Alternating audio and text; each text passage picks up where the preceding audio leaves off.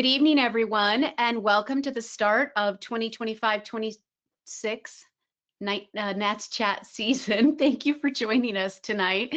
I was just telling them I'm having a hard time getting started again this year, so there you have it. I'm Kari Ragan. I am the NATS chat moderator, host, organizer, and I always want to begin by thanking Inside View Press and Scott McCoy for their ongoing sponsorship of this webinar. We are so grateful for them every year.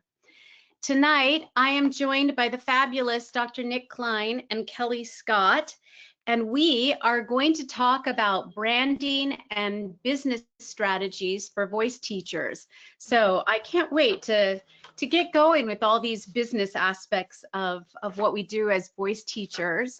I began usually by asking you all, I should have warned you, beyond the bio. And in fact, I'm going to have them both put their website in the chat box. There is also a question box that you all can type questions in as we go. So you can read more in depth about their bios on their websites, but beyond the bio, it's like somebody's told us about, you know, that they raise fish. They have this fabulous aquarium, right? It doesn't have to be voice related, but anything you want to share with us that tells us a little about you, how you got here. Kelly, do you want to go first? Yeah, sure, absolutely. Hi, my name is Kelly Scott. I am based in central Pennsylvania in a little Victorian town called Bellefonte, right outside of State College. I am the vice president for the Allegheny Mountain chapter of NATS, and I also work with the Eastern region portion of NATS as their social media and website manager as well. So it's been really wonderful over the past couple of years to marry two of the things that I'm most passionate about with an organization that I'm also really passionate about, and continuing to connect with voice teachers and voice learners and bring those things together with social media and marketing. I actually have a background in social media, website design and marketing that I did for the past 10 years alongside my voice teaching. And now I usually just do website design and marketing for those kind of close to me in my inner circle and talking at conferences about something that is so needed to be talked about in this day and age with social media. And I'm so excited to explore that with everybody today. Oh, I love learning that about you. Thank you. It's incredible because it's such a needed aspect, marrying those two. We don't have courses. We hear people talk about this all the time at the university level. You know, I'm sure more and more are, but we need more courses about the business of running a business. So that's incredible. You have that background. Dr. Nick Klein, do you want to share just anything about your background? Sure. I am based in Cleveland, Ohio. I have a background as an academic, university level music professor. I've been a high school music teacher and middle school music teacher, and now I'm an independent studio owner, and I do singing voice rehabilitation in affiliation with the Cleveland Clinic and university hospitals. As far as background with social media building and business strategies, I have an organizational leadership certificate from the Harvard Business School online that I completed just this past year, which was super exciting. And then I also am the communications director for PAVA, the Pan American Vocology Association, and I'm the communications manager for the Northwest Voice, Art and Science of the Performing Voice Conference. Little plug there for Kari's conference that I have become a team member on. But I actually come at social media and marketing and branding from a very different background than Kelly. I learned it all by myself, just by doing it, kind of being thrown in and looking what other people did and how they were successful doing it, and then taking those tools and trying to adapt them for myself to build my own business. You two really epitomize our profession nowadays. I mean, it's so different than when I was in my 20s and 30s and 40s and 50s. I mean, it's so different now, being an independent voice teacher or even really an academic teacher. There's so many facets to our profession, and I love that because it gives everybody a niche, doesn't it, to find their area to excel in. So, well, thank you for being here. We're going to begin with a brief presentation. Kelly, why don't you take it away, and then we'll have some questions on the other side. Sure, absolutely. So Nick and I have compiled a couple of slides that we created in part with a dear friend and colleague of ours, Rebecca Piper, who is our Eastern Region Governor here at NATS as well, because Rebecca and I also present at a number of conferences on this topic as well. So all of our minds combined, we put together just a couple of slides of some of the most common questions that I get when it comes to social media and marketing. So hopefully this will be a great jumping off point for us to start a larger conversation once we come out on the other side of the presentation. Love it. Right. Let's see here. And everyone can see my screen all right? Yes. Wonderful. All right, off we go. So we are going to start off with the 4 stages of building your business. We are going to talk predominantly about stages 1 and 2, but I did want to mention stages 3 and 4 as part of the larger conversation of once we have those first 2 stops on our map here fleshed out, those are the next 2 steps to come. So the first one I have here is your brand. So your brand is a reflection of who you are and what you stand for. So this is everything from your philosophy to your pedagogy. A lot of times when we think of branding, we specifically think of the logo designs, we think of the colors, we think of the layouts, and those things are important, but if they don't come from a reflection of you and your personality and your background and what you stand for, that's where we lose the authenticity when it comes to branding. So your brand at the end of the day is going to be a reflection of who you are. Your ideal client. Your ideal client is an avatar of who you want to be teaching, not necessarily who you are currently teaching. So especially voice teachers who might just be starting out or those who are trying to grow your studio, sometimes we start saying yes to every client that comes through our door, whether it is our ideal client or not. So getting clear on who your ideal client is a reflection of your brand. Number 3 is your offer. So this is the method or teaching style that you have created. And this is everything from one-on-one voice lessons like the majority of us do to other things such as memberships, coursework, group classes, what you specifically have created and why people want to learn from you. And 4 is your marketing. So this is how you reach and connect with your audience, how you turn them from potential leads into customers, into students through whatever your offer might be. And I imagine for most of us on this call, it's going to be more one-on-one teaching. But as we explore this presentation today, we'll go through a couple of examples of ways that you can either expand upon that one-on-one teaching or just give some general ideas for moving forward. So like I said, your brand is more than just pretty colors. It starts with you, right? So these are some of the main questions that I always ask new clients when it comes to coming up with their brand identity. And these are questions that you are able to write down or screenshot if you need, or come back to this video because a lot of these are really open-ended and it might take some kind of deep diving to come to a good answer. What tends to come naturally to you? Is it working with a certain age group? Is it certain styles of music? Do you love working in large group settings or one-on-one settings? What have you always had a knack for? Have you always had a knack for connecting with people? What's your personality like? What do people frequently thank you for? At the end of a lesson, at the end of a class, at the end of a long rehearsal day, what do they thank you for? Do they thank you for your commitment to what they are working towards? Do they thank you for how well you explain things? What do they thank you for? What do you feel most comfortable talking about? I always say if someone were to give you 15 minutes and a hot mic, what could you talk about without having to think about it? What are you comfortable talking about? What are you passionate about? And what did you naturally do well in during your studies or your professional development? What are things that you just had a knack for? And if answering any of these questions about yourself feels tricky, because sometimes it can be really hard to think, what am I really good at?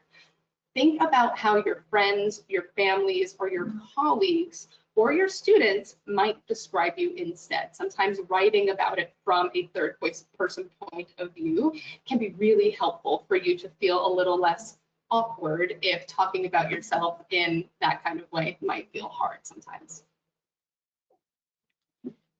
So Your skills are part of your brand, and you're not gloating when you're talking about your skills, but you're thinking about your superpowers, right? The things that feel easy for you but are hard for other people, the things that make you unique, the things that set you apart, and they're also the things that make you desirable. So when we're thinking about your skills, think about these questions. So like Kelly already alluded to, if you were invited to talk on stage, she said for 15 minutes, but we're going to give you 30. If you were invited to talk on stage for 30 minutes about any topic as it relates to teaching music or voice, what would you talk about? Maybe it's vocal health, maybe it's about expressive storytelling, maybe it's about helping singers through voice challenges or voice changes. But what would you talk about? Because when you identify those things, you can use them to help shape your niche or your content strategy or the way that you're developing your personal brand. What themes, concepts continually come up in lessons? If you have something that comes up all the time, like mixing, teaching someone how to do like a high mix belt or whatever, those patterns that recur all the time help to develop your brand and help to develop what you communicate naturally. So again, if it's like healthy mixing or about teaching confidence or stage presence, those can build the foundation for your content and for your business to help you find both your ideal client, but also how to carve out your niche in the voice world. What areas or subjects do you feel most comfortable teaching? I know the big thing right now is cross-training. Everyone wants to be a cross-trained singer. Everyone wants to claim to be a cross-training teacher, which is great, but also thinking about where are you the most confident and what is your specific skill set, right? So is that you teach all styles, but you really lean towards teaching classical singers? Or you teach all styles, but you really lean towards teaching singer-songwriters. You know, there's a variety of ways that you can take your business. And again, it helps you really to determine your ideal client, and then you can market specifically towards that client. And then lastly, what have you specifically studied or mastered in terms of teaching your instrument? So what is what's your training? What's your advanced training? What things, like Kelly already alluded to, were you really good at in your studies? Are you a great belter? Right? You can put content out about belting, about how it works for you, not just about like the science behind it, what we know about how to teach it, but like your own personal experience. And that again, draws people to you to build your specific clientele.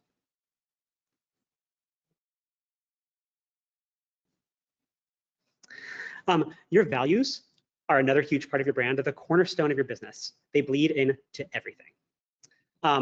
So your values are typically like the feelings or experiences you want your students to have when they work with you. They define you, and they're reflected in your relationships you have with your students, and they're the foundation of your unique teaching method. But your values are not just like, oh, I value efficient voice function, right? I want you to think deeper than that. What philosophies, mottos, or intentions shape your life? Right? Do you value trust? Do you value leading and teaching with integrity? Things like that. How do you want students to feel at the end of your lessons? Do you want them to feel supported? Do you want them to feel energized? Do you want them to feel empowered to go and practice on their own? What do you stand for as a teacher and a leader? Are you an evidence-based teacher? Do you believe in evidence-based teaching that serves artistry? Do you want to demystify the voice? Are you creating safe spaces for vocal and personal exploration? Or are you creating an environment that fosters curiosity instead of judgment? And then something else to think about is what makes you mad or upset about our industry, right? Things that frustrate you about our industry, maybe it's like toxic competitiveness or misinformation about vocal health. Those can help you determine or guide where you want to put your energy in terms of content creation or developing your niche. What do you stand against? Is there anything that's out there that you really have strong feelings about? And then why do you teach lessons? I would say that this is probably the most important question in talking about your values. Are you teaching lessons because you like helping someone rediscover their voice and how that can change the relationship with their personal self? Are you teaching voice because you believe that learning to sing is more than technique? It teaches resilience, patience, and self-awareness. Are you teaching voice because connection with other people fuels you?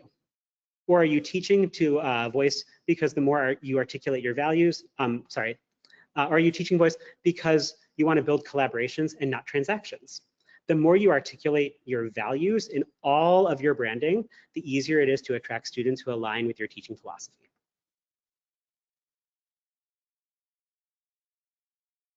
So talking about your ideal student, right? We need to uncover you, the teacher, and your ideal student to discover what your brand identity is going to be. So think about what are the demographics of your ideal client? What is their age, their gender, their location? Some sort of easy identifier. For example, if you want to work with advocational adult singers that are auditioning for things like regional theaters or community theaters, that's going to be a much different brand identity than somebody that is looking to get more middle school youth musical theater singers, for example. So what are their demographics? What's an easy identifier? What does their personal life look like? Their marital status, their job description, what their home life looks like. This could be really important when it comes to things like pricing, for example. If we are trying to create an offer for someone, let's say, who again is avocational, they don't do this for a living, they're using any extra income that they might have to be able to have a way to expand upon their voice, that might look different than a higher ticket one-on-one voice lesson offer. So thinking about, again, like all of the surrounding things that could come to create what your ideal client circumstances are. And then how do they want to feel in relation to the music making or in relation to the lessons? What do they want to experience? And this is really where the deep work is, and where we'll talk a little bit about how this verbiage goes on your website. When somebody wants to work with you, yes, they want to learn how to mix. Yes, they want to learn how to not have that break happen across the registers, but they want to feel confident in their voice. They want to feel that their voice is going to have stability and sustainability, and they're able to trust their instrument. Those are more of the selling points that our clients look to us to help them to achieve. To understand why people choose to buy or not buy, and we're using buying in the sense of all of the things, right? Whether they're taking lessons with us, whether they're buying a physical product, we need to put ourselves in their shoes and understand their beliefs, because they need to trust us, they need to trust you, they need to trust your methods, and they also need to trust themselves. So all of those things and how they work together is what is ultimately going to have a client go from an unknown to somebody that decides to purchase with you once all of those three needs are met. So every student has pain points. Every type of student has pain points, and those are the real problems that you're trying to solve in voice lessons. So for singers, and this shows pain points for a variety of types of musicians, pianists, percussionists, choral directors, singers. But for singers, the pain point might be like vocal fatigue, which could mean a variety of different things. It could be a lack of confidence. It could be inconsistent tone. Or for choral directors, it might be something like getting the singers to be engaged or improving ensemble balance. Regardless of what the client pain point is, that should drive both your instruction and your content. Every post, every video, every lesson plan that you're coming up with should address one specific problem and how to help solve it. Again, think back to the things that you're constantly repeating lesson after lesson. If you're talking every day to students who are like, oh, my breath sucks, or my breath is not, I can't make it to the end of the phrase, I feel like I can't get enough air, whatever the case might be, that's a great pain point to turn into content about methods for breathing or releasing your breathing or breath management strategies, right? So when you start framing your content around your students' specific struggles, you become seen as a resource and not just a service that they're purchasing or buying.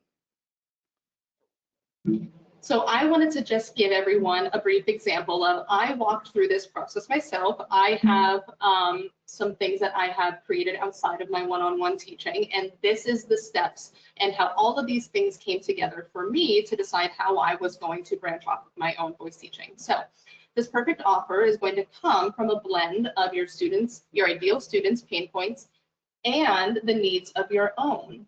So going back to who you are as a teacher, what you want as a teacher, who your ideal client is, right? For example, my statement was, I am a voice teacher who wants weekends back with her family and to not work so many late evening hours. So my ideal students are adult singers who want to be more confident in their voice, but they may not have time or money to dedicate to weekly lessons, right? So again, I'm identifying their pain points and their desires. They want to feel confidence in their voice. Their pain point is they might not have the time or money to do that. So I created a monthly membership where I have different touch points to be able to work with different singers from around the world that fit this ideal student avatar. And this will be very similar work that even if you're not doing a different product or a membership, for your one-on-one lessons, you will do the same thing. And we're going to explore that right here. Your brand and offer statement. These are the biggest blanks that you will need to fill, that all of the work that you just did up until this point is going to come to a head, which is, I help your ideal student, whoever that avatar is, experience whatever that effect is, whatever they most want or is sought after. And then you have two options here, so that they can get what they want, or without their biggest pain point. You can have sentences that have both in it. So for example, here's that first one again that I had. I help adult singers gain an understanding of their unique voice so that they can sing the songs they love with confidence without spending a lot of money or hours of time that they don't have.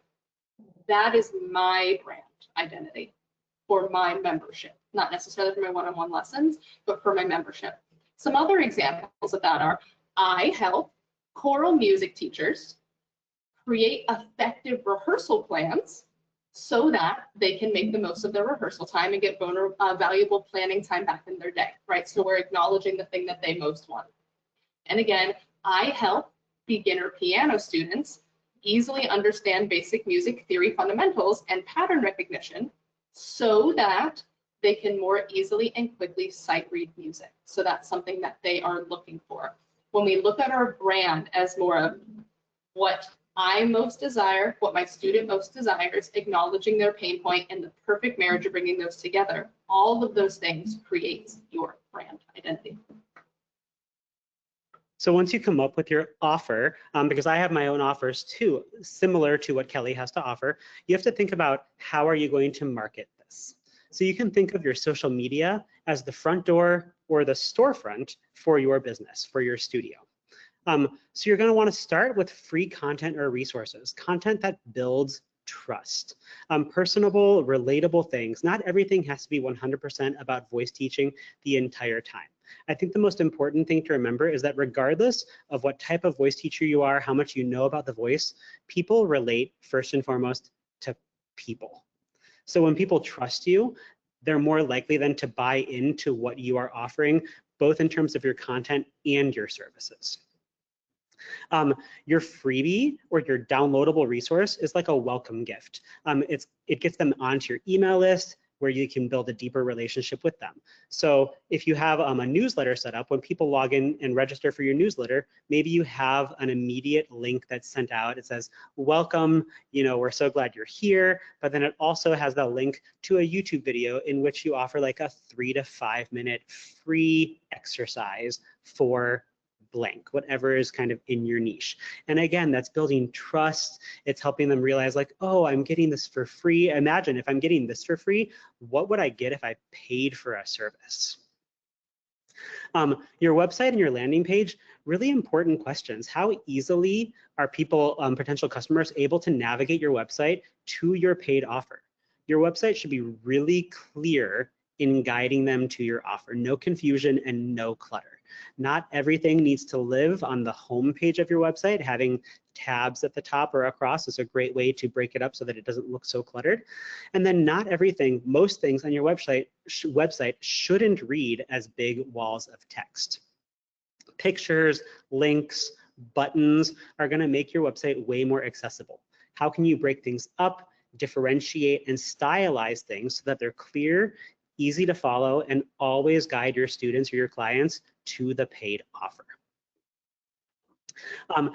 As far as your social media and your marketing strategy, remember, sales don't happen overnight. So you have to come up with a posting or email schedule that builds trust with your clientele.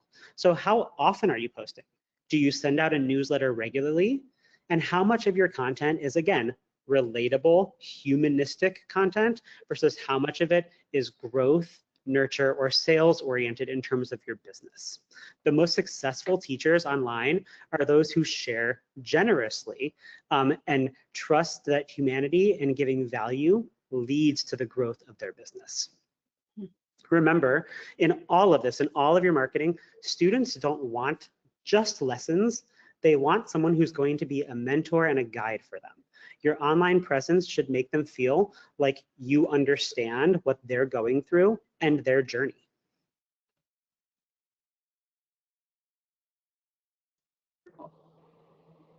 So as we had mentioned previously, this is a good starting off point. We know that mentioning things like the marketing strategy and the posting and the social media, like there's a much larger conversation to be had there. And that's why we're happy to have this time now to talk about kind of getting into the nitty-gritty of these things a little bit more.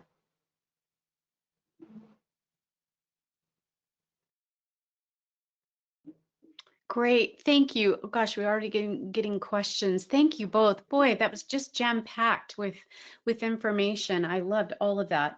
Let me start with something not on my list. You talked about philosophy early on, and I'd love for you. You know, when I see that, I always, or even when I've written, I'm sure there's one on my website. And I always kind of roll my eyes, like, is it important? Do people really read the philosophy, and how important is it? That's a fantastic question. And this is something that, yes, when we see philosophy, or oh gosh, we see all the time when you're applying for a job, like upload a copy of your teaching philosophy. Like it sounds like, oh goodness, you're 100% right.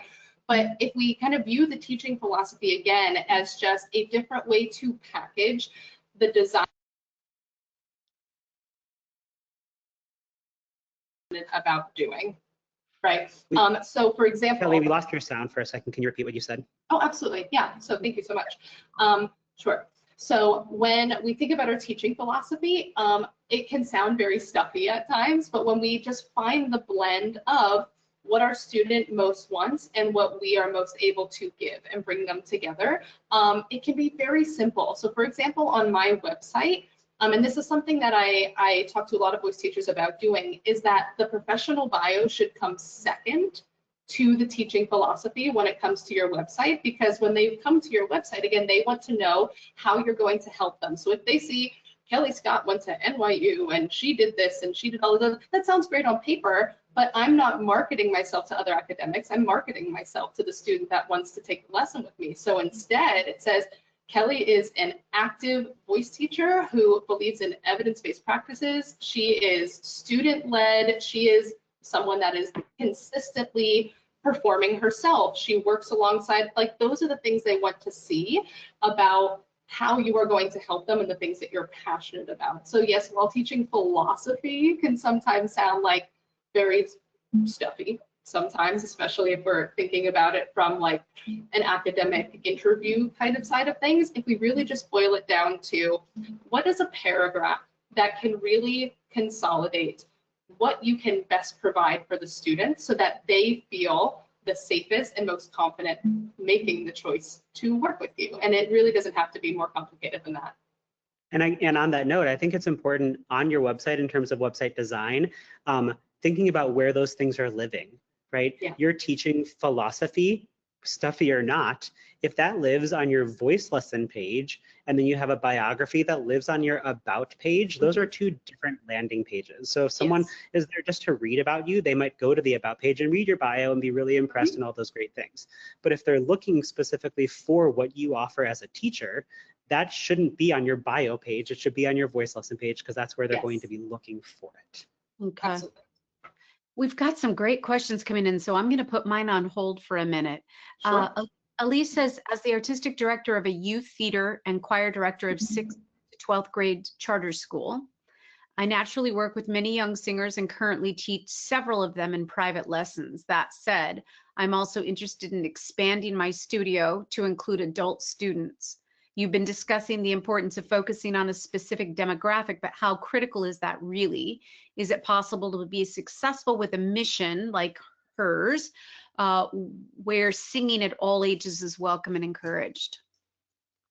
Yeah, that is, it can be one of the trickiest things. And the thing that I say to clients and friends all the time is that you're going to have to pick a focus to, and again, you don't have to like leave one focus forever, but for the time being, if you are specifically trying to expand to adults, if putting yourself in the mindset of somebody who is looking for a voice teacher, if you're a adult professional avocational, it doesn't matter, and you go onto somebody's website and it says something along the lines of like K through 12 are welcome, or we teach everybody from 4 to 64, or whatever lingo that they're using, how secure are you going to feel as the professional going, well, if they like, I don't know, maybe they won't be the best fit for me if they predominantly teach younger voices, or maybe they are missing an aspect that I might be looking for, if then instead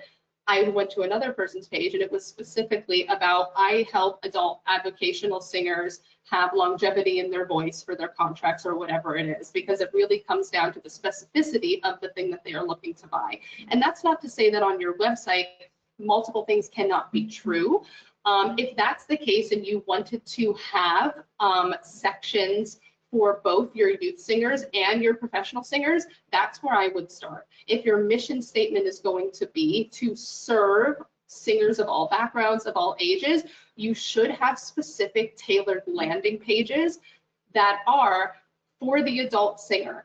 This is my experience, this is my background, this is the time that I've spent working specifically with adults. That way they can at least be assured that if I see only pictures of you working with middle school singers and you are now trying to get adult clients, how do I know that you have that experience working with adult clients? So my thought on that would be, if you want to have a singular mission statement, however, make sure that you have landing pages that are specific in there. I help sew that statements so that if somebody does come to your website, they know that they can trust you on both fronts, if that makes sense.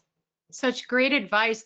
Are people that discerning? You know, oftentimes I talk to young upcoming teachers, and I feel like in their little town, you know, if they live in a smaller town or whatever, it's people just want to know how parents, if you're teaching the kids, how close do they live and how much do they charge? Mm-hmm.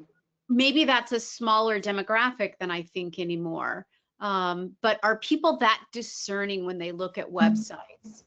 Especially now with social media and the internet being a thing. Before, like when we were all taking voice lessons, like you had the 1 or 2 voice teachers in town and they taught everybody and you went to their house and that was the end of it. But now that you can learn from anybody across the world, absolutely. And I know like on my website, and I know on Nick's website as well, we have language that says we specifically work with students above a certain age. However, if they are under a certain age, it's on a case-by-case basis. Like, we're very clear about what that looks like, right? And I know Nick could probably expand upon that as well. Yeah, I first off, I want to touch on a couple things. First, someone asked in the chat box, and I think this is important to clarify from the beginning, that even though we've talked a lot about social media and websites and things like that, we're not exclusively talking about online teaching, right? All these are strategies to build your business, whether it's for online teaching or in-person teaching. I will tell you that in my own journey with my social media and my website and that developing over the past, it hasn't even been a year since I've started really doing this, and I've seen like tremendous growth in my business.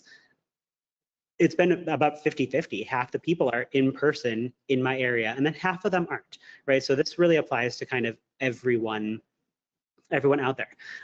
Talking about the multiple landing pages, I think that that's a great suggestion and also really important. You know, my clientele, I have people who come to me for traditional voice lessons as pre-professional, professional, or adult avocational singers. But then I also, because I'm working with medical clinics in singing voice rehabilitation, I have a separate landing page for that, so that when people come to my website, they don't have to sift through, if they're looking for that specifically, they don't sift through all of the information about traditional voice lessons, and then it's at the bottom. Right? It makes it very clear about where they're going, and then it also makes it very clear when they're on that page what they're getting and what the purpose of that type of instruction is for them. Let's talk for a minute. I don't want to get lost. I'm aware of our time is going so fast, and I really want to get to content, in social media content. But we have a question about tools or platforms that you might recommend for organizing a website. So that's a whole thing. And I bet, Kelly, in the intro, did you say you do help people build websites, that you are a web designer or a web creator, all of the above?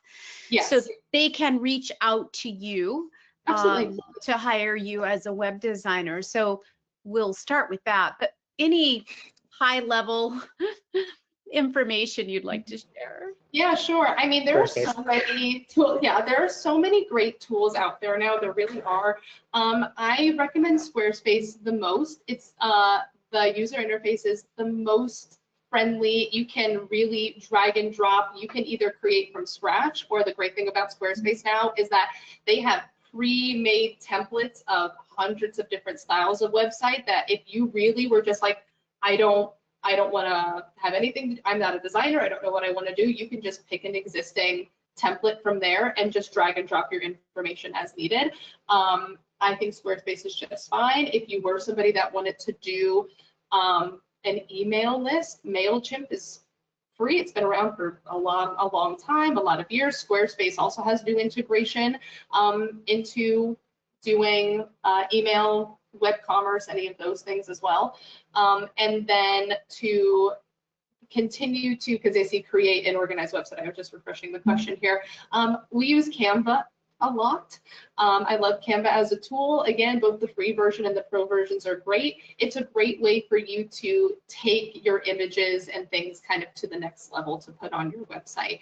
And both of those can be cheap to free. The reason I really love Squarespace as well is because if you are somebody who is starting a website from scratch, a lot of times they will give you your domain free for the first full year, along with some other good discounts if you're a new user. So it's a great intro website that can be kind of done for you if you need it to be.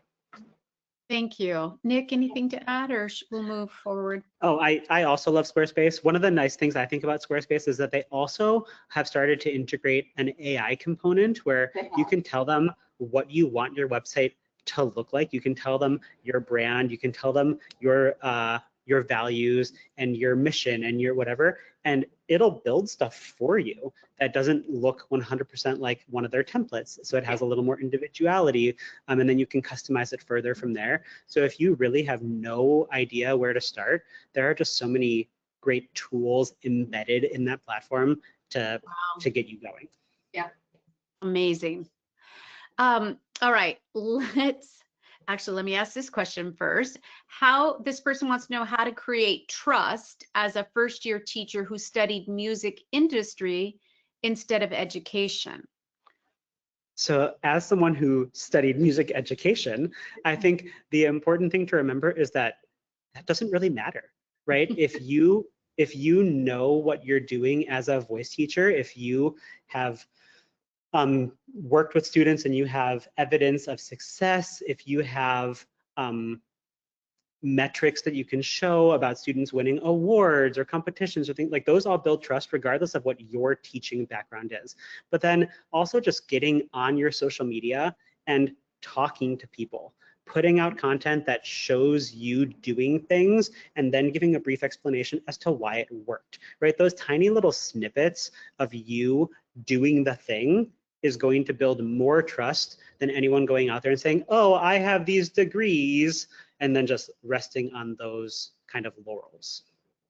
There's almost an apology in that question, and I want to just say to you, don't apologize for however you come to this to this teaching, whatever your background. I would say though, because we aren't licensed in our profession, you want to do your due diligence as a voice teacher. You want to be studying yourself if you're young and haven't studied a lot of voice. And by a lot, I mean 20 years, right? Make sure you have a teacher who you're continuing to study, because that's one of the best things that will help you be a better teacher.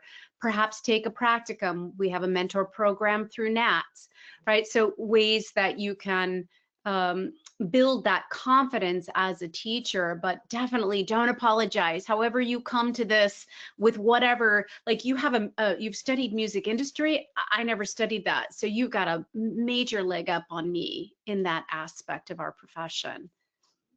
Kelly, anything you want to add to that? Yeah, no, absolutely agree. I was going to say, especially the music industry part, that absolutely goes into your brand identity. If somebody is wanting to be a recording artist, a professional on the road, someone doing anything in that realm, and you also have the background in music industry, that's incredible. That is part of your brand identity immediately.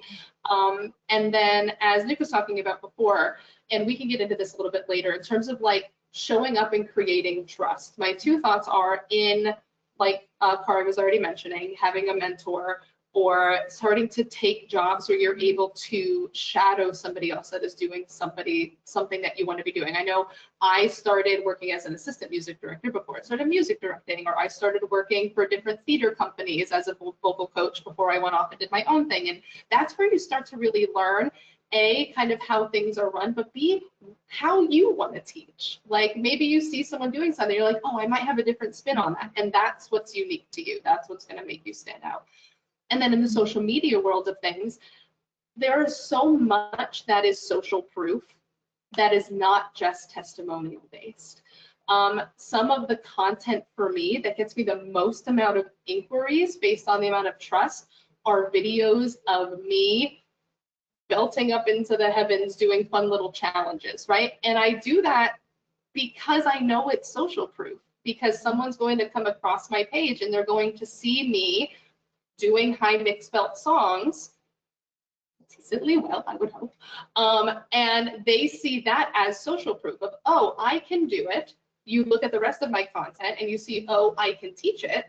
And now they kind of build trust with me, right? So it doesn't just have to be the testimonials. It can be like Nick and I were talking about recently. He has another offshoot of his voice teaching where he is doing a rehearsal track, accompaniment recordings, things like that. He just recorded himself doing those, recording those tracks, and that is now social proof for his Instagram. Not only is it going to get engagement, but it's going to show him doing the thing that he is really good at doing, right? So if you are someone who is like, I don't really have a whole lot of references yet, or I don't have all the testimonials, I don't have the Google reviews, whatever it might be, just start putting yourself out there doing the thing that you're really good at doing, and people will trust you from there. Love that. All right, let's go there. Let's talk. You know, I have mixed feelings about the whole social media. Here we go. I really do. And I know it's a necessary evil, forgive that context, because I just have, it's really, I'm grateful I'm as old as I am. Because I just think God bless you all who are doing that, right? And putting that, I hope you all enjoy it. Like that's my greatest wish, that you actually look forward to it. But let's ground zero. Talk to, like, let's say you're talking to somebody like me who wants to build a studio. I'm old. I'm going to have to do social media content. Tell me what I need to know.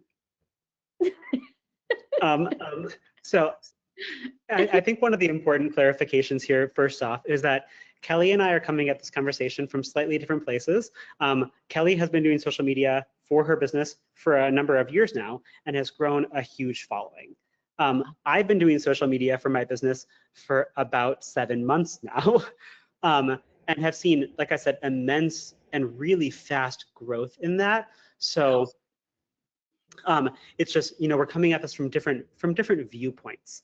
For me, if you're just getting started, I think the hardest thing to overcome and where to start is, I'm going to say, you just have to do it. You just have to bite the bullet. Do you think you have to, though, to build a business nowadays, though, Nick? Is that what you're saying? If you're a newer teacher?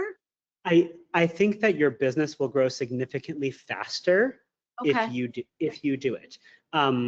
The amount of people nowadays that are on social media, whether it's on Instagram, TikTok, Facebook, whatever the case might be, that are viewing content is way more than people who are just searching on Google and going to websites. You're going to have such a greater reach by putting content in multiple places. Can I ask, is the content you're making, when I see a lot of these content and I think, are we all just talking to each other? Are they just going back and forth between voice teachers? Or is it then getting shared to, I mean, it must be getting shared outside of our own little cohort because you're getting new clients, correct?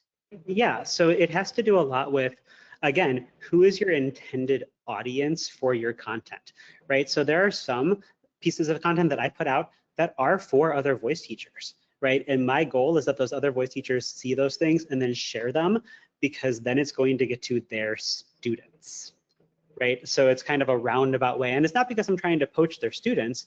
Right. I'm in a growth phase of my social media presence, because more growth in my presence eventually means more growth in my business, right? So some of my content is targeted specifically to voice teachers. Some of my content is not targeted toward voice teachers at all, but rather towards singers, professional singers. And then some of it is targeted towards just your avocational singer who's trying to learn something new. So you can have content that's created for specific different like little niche groups of people, because then those types of people are going to like, save, share your content.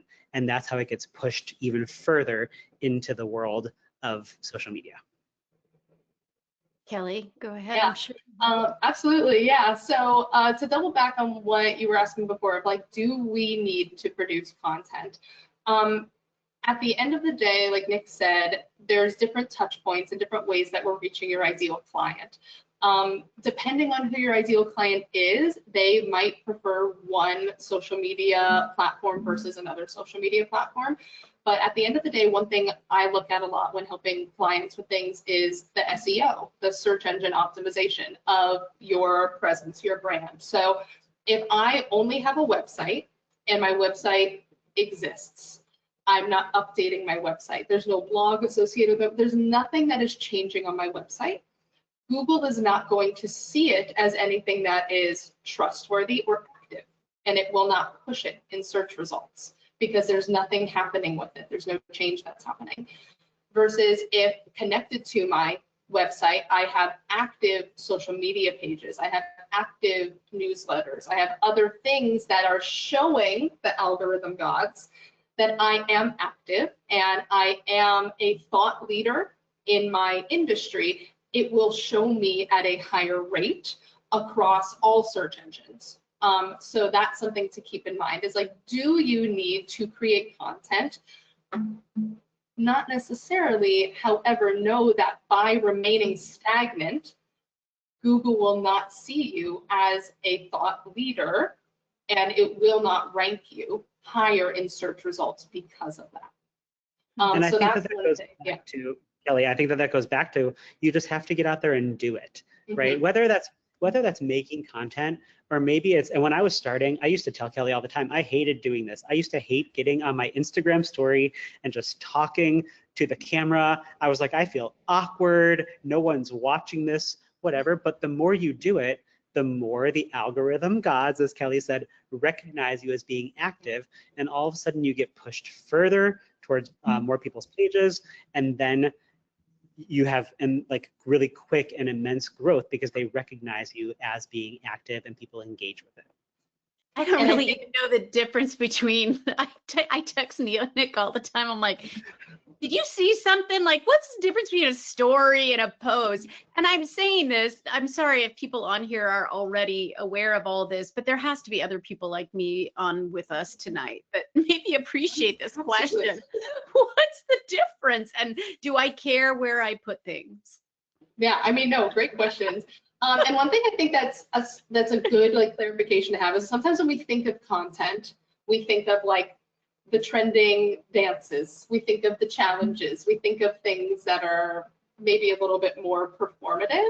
But content, again, at the end of the day, is anything that is just going to share or spread you, your teaching methods, your philosophy. So in branding and marketing, we have something called the 4 H's, which is heard, helpful, humor, and happening. So if all of those 4 pillars are met, then you're doing your job. So for example, heard, that is you posting something that relates to a pain point your client's going to have. Maybe it's something like, this one thing, as Nick posted recently, is killing your mix belt, right? This may, and it ends up being something about breathing, right? So that's heard. Helpful. I post a lot of really quick 5 exercise, like follow along warm-ups, right? That's a helpful tool, right? Humor. Maybe we're making light of something. Maybe it's, I saw like the face you make when you show up to your voice teacher's house and you realize you don't have any of your music with you, and you're like something that's like relatable, right?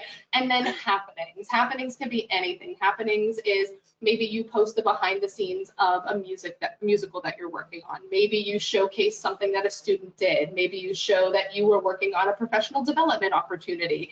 Any of those things, and something that Nick will agree with me on, that I share with a lot of clients, is if it takes you longer than 15 minutes to record, make a piece of content, it's too long. It's too many minutes. There are too many Canva templates out there for you to use. There's just so many ways for you to create fast content. And content doesn't need to be complicated. For example, I have a whole draft list of random videos of myself around the studio that I will pull out anytime to just put some text over top of it. And it's either me at the piano, it's me at my computer, and it's just little snippets. And then over top of it, I'll put a little piece of information that's helpful. I'll put an opportunity I have that's coming up. I'll put a freebie offer in it, something along those lines. And it's just me at the piano, right? Or maybe it's just a picture of you and a student, and then the caption is a testimonial, something along those lines. So the biggest piece of advice I can give if you're just starting out is start pulling pieces of content from your everyday life. Don't feel like you need to set aside a different amount of time to create content. I posted on my story right before this, and it was a picture of me setting up my little microphone here for the NATS chat. That's content. I'm doing it. I'm not taking any other time out of my day. I'm just going to do it right now, right? Nick's going to sit down for a lesson, and before his lesson, he's going to record himself getting his piano and his microphone and everything ready for the day, and it's going to say, like, busy day of voice lessons. If you want a lesson, come join me. That's content. So at the end of the day, it only is as complicated as you feel you need to make it, but it's quite simple. Is it exhausting though to walk through your day constantly thinking about, oh, other people might be interested in this? And aren't you worried that you might be deluding yourself? I think at first it's a little exhausting. Like at first I was like, oh, I have to take my phone out because I have to record this, and I was just like constantly thinking about it. And now I'm in a flow where I'm just like, oh, I'm going to do this, might as well take my phone out. And it adds, like Kelly said, it adds no time to my day. It doesn't take any extra work aside from I put my phone on my tripod. Like, that's it. And I record content. And like we said before we got on the call, everything is content, right? You can record anything at any point throughout your day and just save it for later, because that content will be usable at some point. Yes. I love that I love the joy and the enthusiasm you both have with it, because it's all about how we frame things, isn't it? You know, Sharon Pazenti said, Kari, she's with me. She said, we're called the Silver Surfers. I just wanted to share that because that's real. I've never heard that. The Silver Surfers. Let me see what else. We're getting lots of this is really helpful. Nick, do you have a phone tripod recommendation?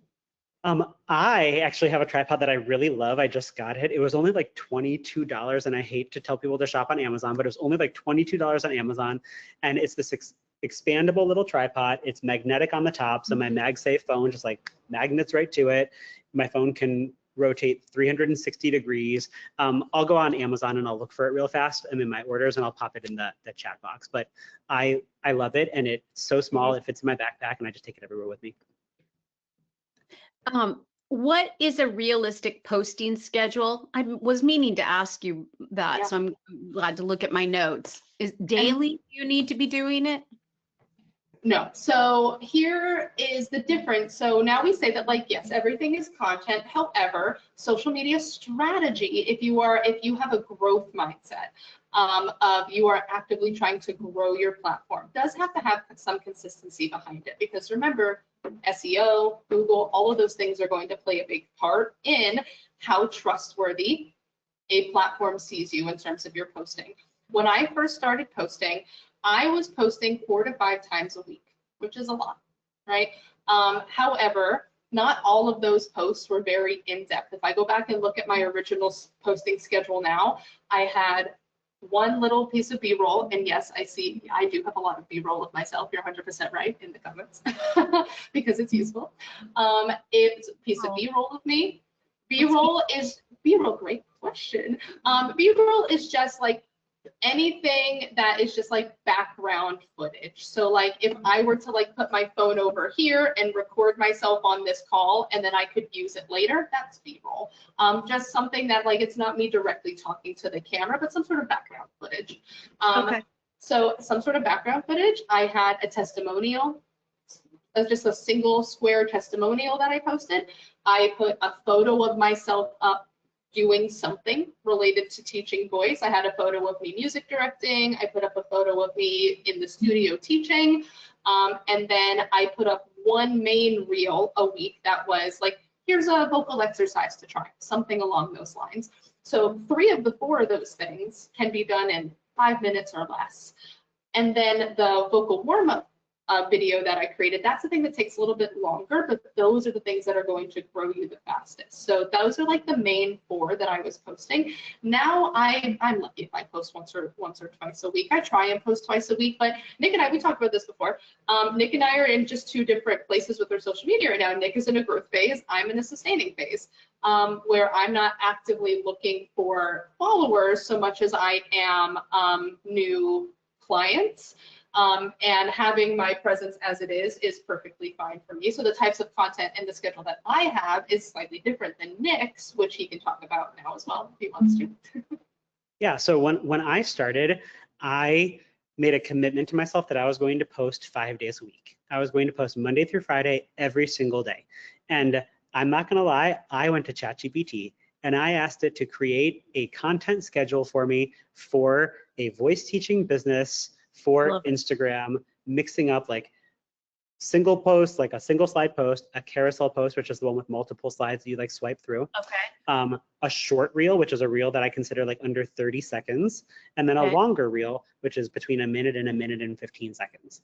And then it gave me content ideas for every day of that month. Wow. And I went through and I sifted and I was like, okay, I like this one. I don't like this one. I like this one. And I said, redo these days. And I asked it for more so that I didn't have to be 100% creative off the top of my head, because a lot of those things are things that other people have posted about already and ChatGPT is pulling from the Ethernet, or it's stuff that people are talking about in blogs maybe as their pain points. And then it gave me ideas on how to post those. And then so I posted every day, 5 days a week for 3 months.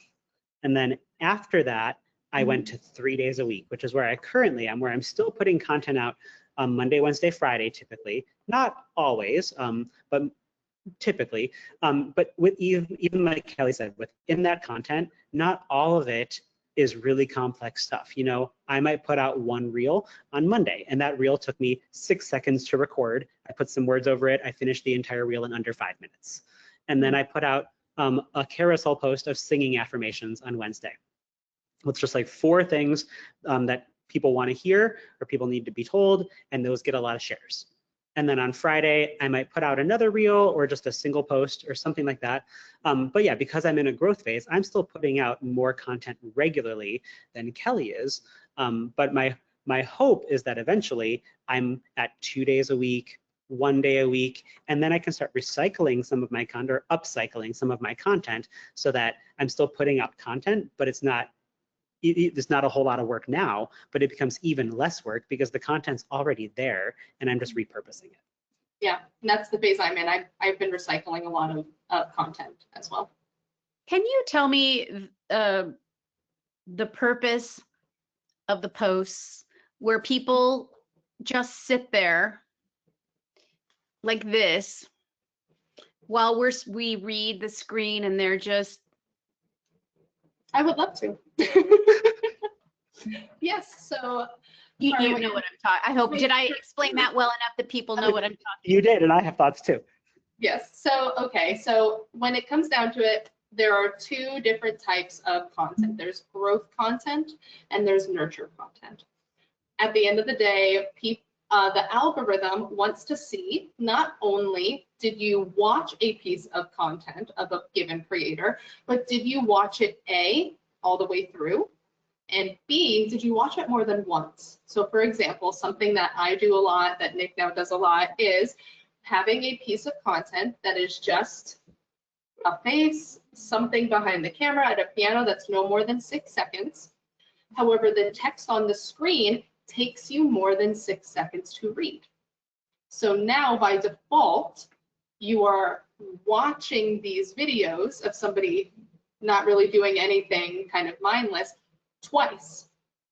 The algorithm is going to pick that up and say, oh, this piece of content must be really good because people are watching it multiple times, and they're going to push it a lot faster to new audiences. And now on Instagram, it actually gives you some little blurbs that say, like, because this reel has a really strong hook, which means the first 3 seconds, people are watching beyond the first 3 seconds, it is being pushed to new audiences. So a lot of times if you see somebody in a video that is not doing something crazy, it's very informative necessarily, it's because of the growth concept of the algorithm and how it will push you faster.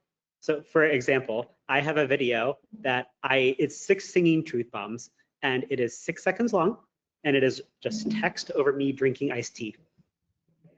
And it has 48,000 views. And because of that, I put out a 6 singing truth bombs part 2, and it already has 20,000 views on it in less than a week. And it's the same thing. It's me sitting in my kitchen. I don't remember what I'm doing, but I'm doing something really mindless. It's 7 seconds, and it's just words. Yeah. And it's on purpose because you can't read all that text in 7 seconds. Got it. So it makes them watch it again, and then it pushes you. It is a new day. It is a new day. Yeah, you just have to go with it, don't you? If this is what you want to do and build your business, this is one of the ways to do it. One of the most important ways, I suspect. I would just beg of people putting out content to please make sure it's accurate. We can only hope. We can.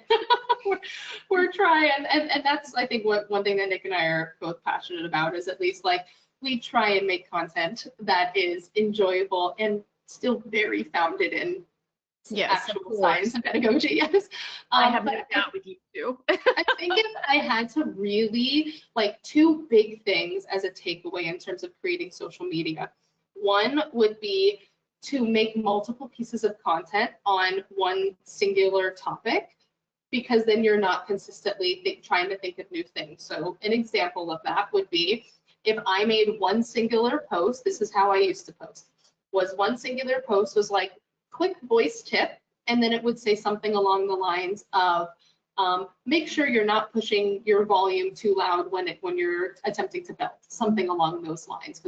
Right?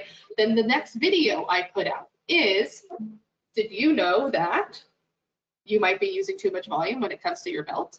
The next piece of content that you could put out is 3 things to look out for when it comes to having a successful sustaining belt: volume, breath, so on and so forth. So you can take a singular concept, whether it's mixing, whether it's bridging registers, whether it's any of those ideas, and put multiple pieces of content out on that idea. So this is where, when I work with clients, I have them come up with a topic library. And it's, what are all of the biggest pillars that I talk about in my studio day to day? And then I say, okay, mixed belting is the thing that I teach the most, the contemporary styles of singing. So what are the biggest things that the singers that work with me are looking for? What was that? That's content.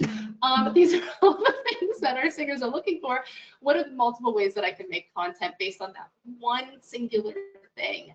Because when you're trying to reach new people, you have to remember, if they are new, they will have never seen you before. And sometimes it can be really hard to get over, like, oh, I just posted about this last month.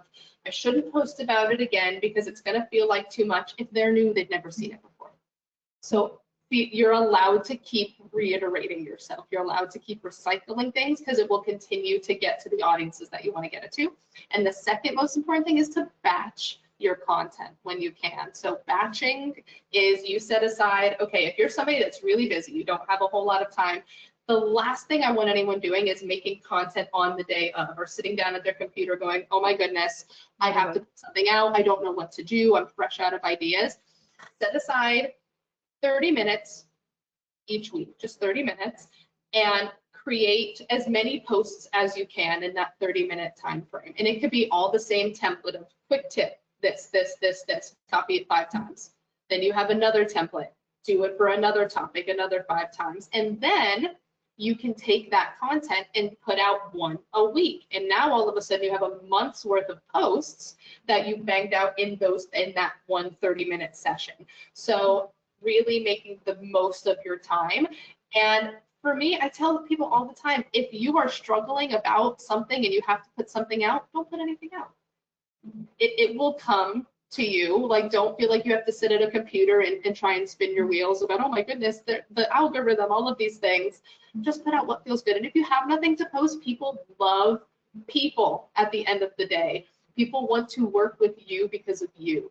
So it doesn't have to be a fancy post. It can be a video of you in your studio. It can be a picture of you at a rehearsal. They just want to connect with you at the end of the day. So those would probably be my 3 biggest things, is to recycle, batch, and be yourself. I love that idea of being yourself. That's the most important, isn't it?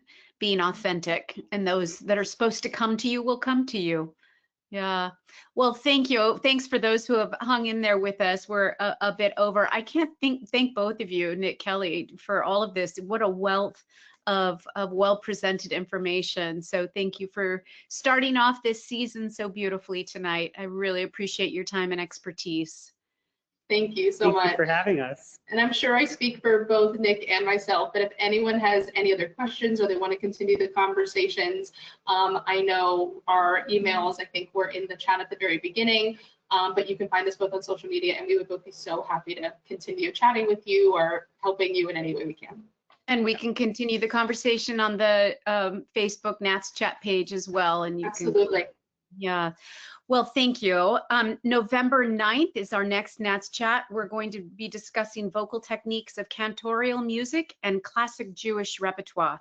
I'm really looking forward to having, I think, 6 cantors on that night. So it should be a really interesting and unique NATS chat. So I hope you'll join us. Thank you, everyone, and be well. We'll see you next month.